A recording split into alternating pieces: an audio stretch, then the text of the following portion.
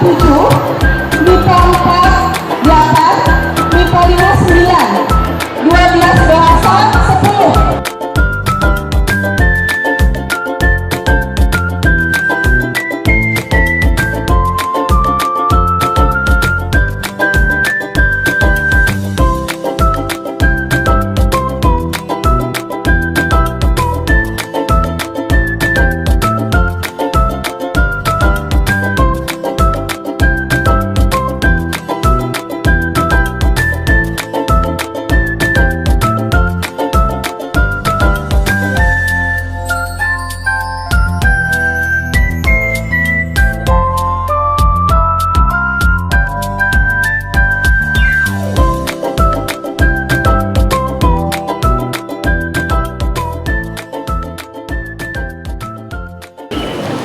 Masalah keamanan pangan di sekitar kita ya. Yang pertama adalah cemaran mikroba, penggunaan BTP, cemaran kimia, penyalahgunaan bahan berbahaya.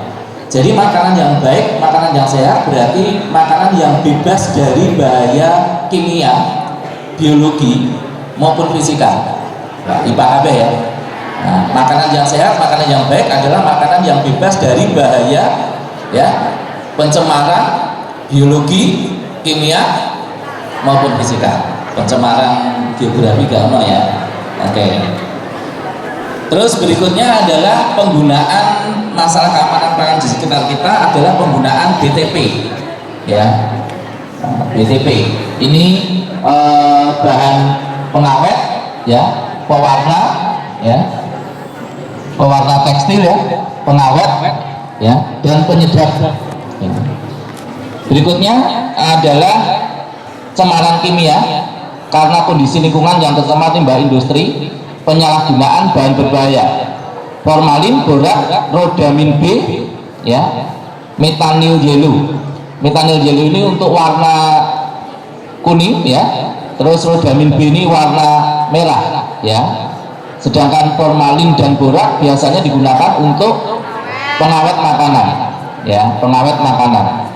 Nah, secara benarnya formalin ini digunakan untuk mengawetkan jenazah ya, mengawetkan jenazah supaya tidak busuk, tetapi disalahgunakan untuk mengawetkan bahan makanan yang berasal dari daging.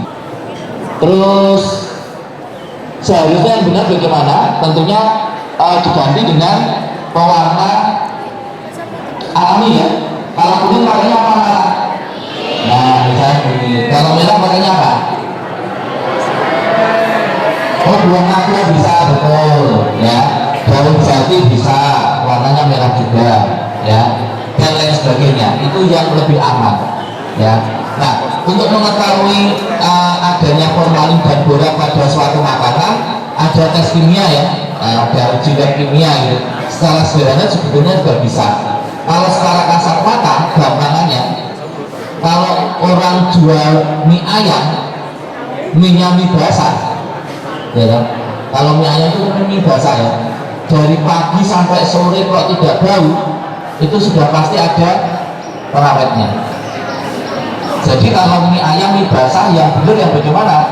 Mie ayam basah, mie basah itu yang benar harusnya dibuat langsung ya. Jadi ketika mau disajikan dibuat langsung, digiling dulu 1-2 jam dikonsumsi. Jadi tidak buatnya pagi, sore atau bahkan besok pagi masih tidak bau ya, atau tidak basi. Itu berarti sudah mengandung formalin maupun boraks. Berikutnya, apa dampaknya? Mengganggu kesehatan sehingga dapat menyebabkan terhambatnya perkembangan SDM. Jadi merusak ya.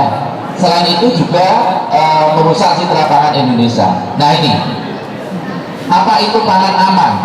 Tadi ya, pangan aman dari cemaran fisik, biologi, dan kimia. Fisik, contohnya apa?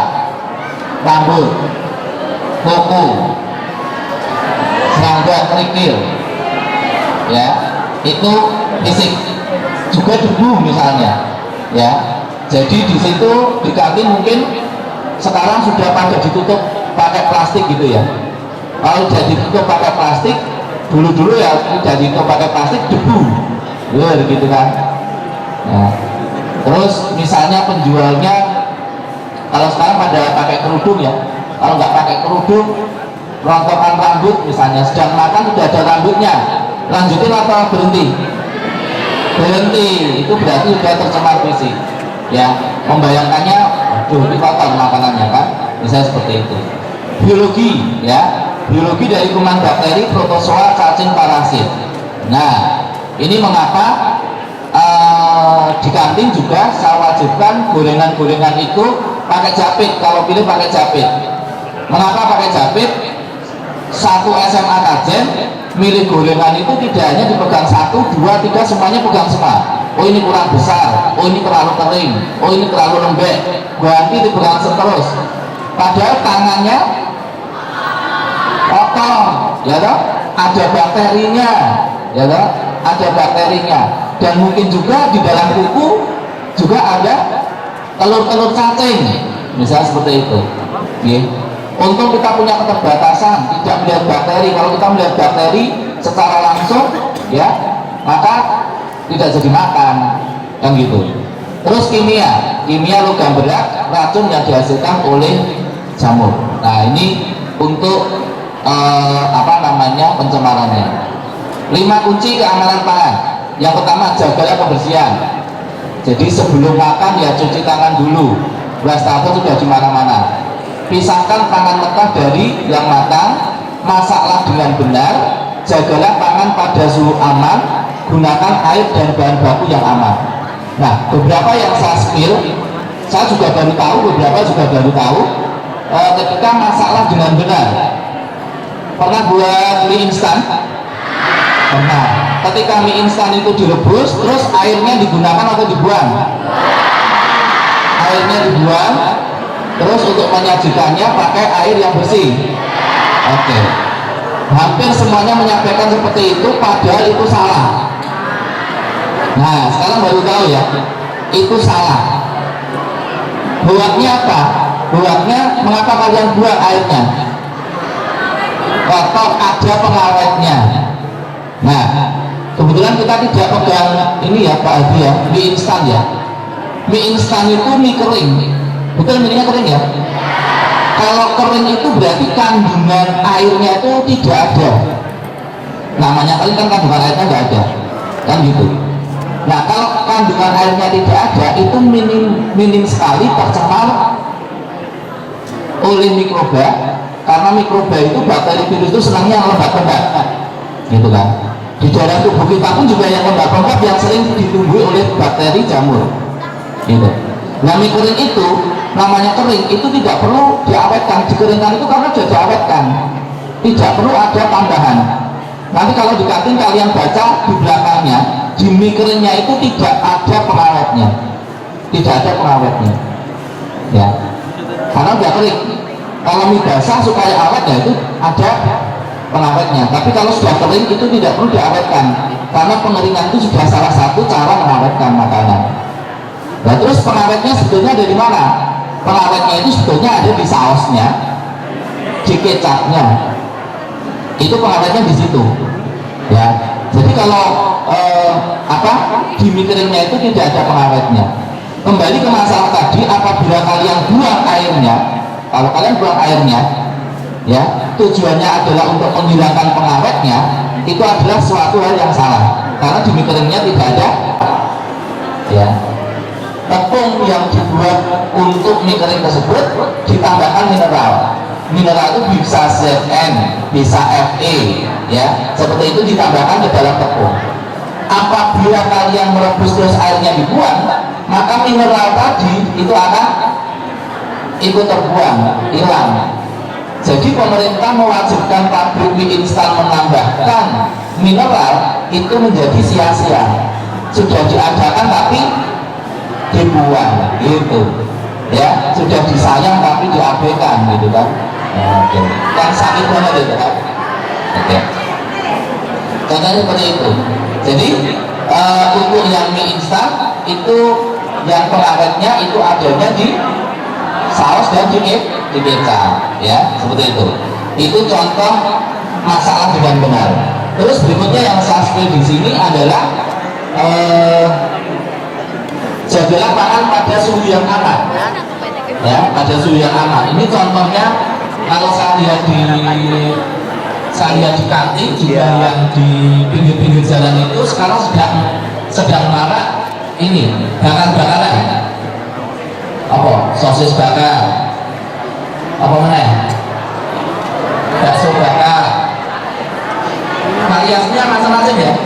Nah, variasinya macam-macam. Itu seharusnya menyimpannya adalah di suhu di bawah 5 derajat. Artinya harus di freezer, harus di kulkas, harus dibekukan. Maka kalau kalian ngantar orang tua, ibu ya, belanja di toko apa itu namanya? Nah, frozen, oke, toko frozen ya. Nah itu semuanya itu makanannya itu dimasukkan ke dalam freezer dalam keadaan beku, gitu. Maka di kantin ataupun di jalan atau mungkin kalian di rumah ya, kalau mau mengkonsumsi makanan-makanan tadi harusnya disimpan di freezer. Bagaimana kalau di rumah tidak punya freezer? Ya berarti jangan menyimpan, jangan disimpan, belinya secukupnya ya. Begitu beli dari toko frozen berarti langsung diolah dan langsung dimakan. Contohnya itu. Saya lanjutkan berikutnya, menjaga kebersihan ya. Nah ini, gunakan air bersih, gunakan sabun ya. Mikroba patogen itu penyebab penyakit ya, itu bisa dari tanah, air, hewan maupun manusia. Oke, lanjut. Nah. Pisahkan daging sapi unggas hasil laut ya, yang matang atau siap saji lainnya. Karena mengapa cairan yang berasal dari pangan mentah seperti daging ya dan lain sebagainya itu mengandung mikroba patogen yang dapat mencemari pakan lainnya selama penyimpanan dan pengolahan. Mikroba patogen itu adalah mikroba penyebab penyakit ya. Patogen